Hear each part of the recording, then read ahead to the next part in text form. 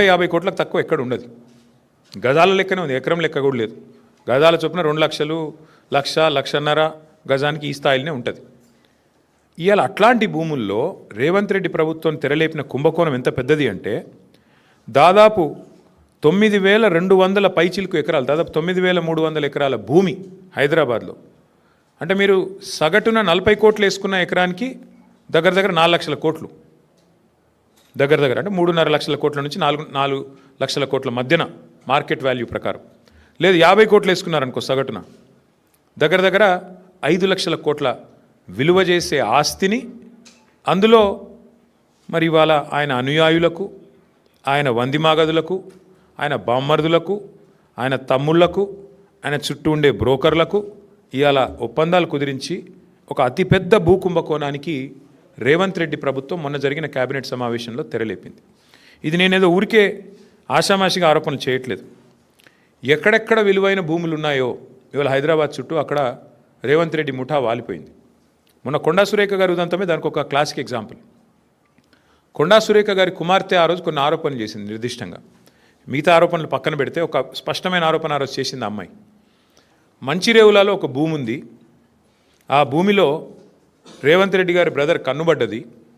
అందుకే ముఖ్యమంత్రి గారు జపాన్లో ఉంటే కూడా మేము అక్కడ ఆ భూమి కాడికి పోయేందుకు ఎండోమెంట్స్ రోడ్డు పర్మిషన్ ఇస్తే, ఎండోమెంట్స్ వాళ్ళు ఉన్న భూమిలోకి వెళ్ళి రోడ్డు పర్మిషన్ ఇస్తే ముఖ్యమంత్రి గారు జపాన్లో ఉండి కూడా ఆ ఫైల్ తెప్పించుకొని ఆపేసిండు.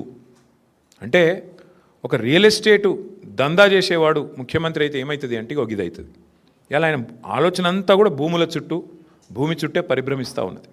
ఇవాళ జరుగుతున్నది ఏంటి అంటే పక్కన బుద్వేల్లో మూసీ ప్రాజెక్టు పేరు మీద అక్కడ కుంభకోణం, అట్లాగే మెట్రోలో భూమి మీద కన్నేసే మెట్రో CFOని బెదిరించి ఎల్ఎన్టీని మెట్రోలోకి వెళ్ళి ఎలగొట్టిండు. 1-2 కాదు నేను చెప్పేది, ఉదంతాలు మీరు చూడండి, ఒక ప్యాటర్న్ చూడండి. సెంట్రల్ యూనివర్సిటీ భూముల మీద కన్నేసి అక్కడ విద్యార్థుల మీద అక్కడ అసలు మొత్తం బుల్డోజర్లతో అర్ధరాత్రి పోయి మొత్తం 400 ఎకరాల మీద కన్నేసి అక్కడ అరాచకం చేసిండు. అప్పుడు సుప్రీంకోర్టు ఆపింది. అట్లాగే ఈరోజు సేమ్ థింగ్ 9,292 ఎకరాల పారిశ్రామిక భూముల మీద కన్నేసి రేవంత్ రెడ్డి గారు ఆయన ప్రభుత్వం ఇవాళ Hyderabad industrial lands transformation policy అనే పేరిట భూములను కొల్లగొట్టే కుంభకోణానికి తెరలేపిండు. ఇక్కడ సింపుల్గా నేను చెప్పే లెక్క మళ్ళొకసారి అర్థం చేసుకోండి. ఈ 9,292 ఎకరాలు మొత్తం కూడా ప్రభుత్వ భూమి. ప్రభుత్వం పారిశ్రామికవేత్తలకు మీరు పరిశ్రమ పెట్టండి అని ఇచ్చిన భూమి. అడ్డికి పావు షేరు, అంటే మార్కెట్ విలువ రూపాయి అయితే 10 పైసలకో రూపాయికో రూపాయల 1 పైసకో ఇచ్చిన భూమి ఇది.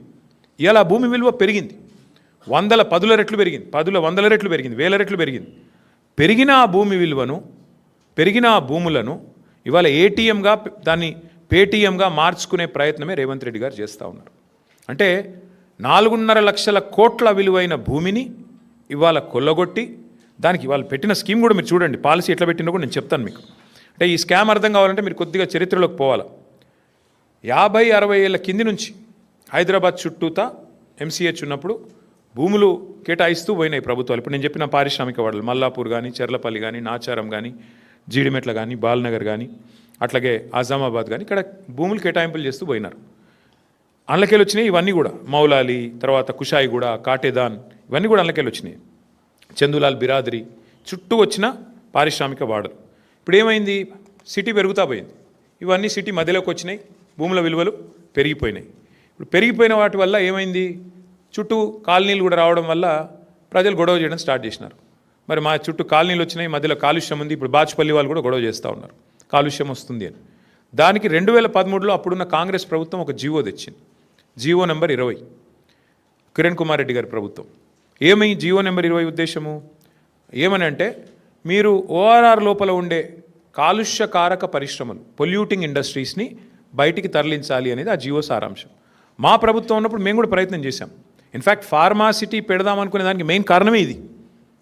ఫార్మా ఇండస్ట్రీ ఏదైతే జీడిమెట్లలో, అట్లాగే మల్లాపూర్లో, నాచారంలో, ఇతర ప్రాంతాల్లో ఉన్నదో వీళ్ళందరినీ కూడా అవసరమైతే ORR బయటికి ఒకటే ప్రాంతానికి తరలించి ఒకటే చోట 19,000 ఎకరాల్లో మేము ఫార్మా సిటీ పెట్టాలనుకునే దానికి మెయిన్ ఉద్దేశమే ఇది. ఎందుకంటే ఈ ప్రాంతం అంతా కూడా కాలుష్య బారిన పడకుండా, ఇంకోటి ఇబ్బంది పడకుండా. సరే ఇవాళ దానికి ఫ్యూచర్ సిటీ అనే పేరు పెట్టి అక్కడ కూడా రియల్ ఎస్టేట్ బ్రోకర్ పనిచేస్తూ ఉన్నారు ముఖ్యమంత్రి గారు. ఇప్పుడు మేమేమంటున్నామంటే ఇందులో చాలా భూములు, ఇప్పుడు ఆజామాబాద్ ఇండస్ట్రియల్ ఏరియా ఉంది, ఉదాహరణకు మీకు చెప్తా ఉన్నా. మేము కూడా గతంలో ప్రయత్నం చేసినాం, మేము చేయలేదని కాదు.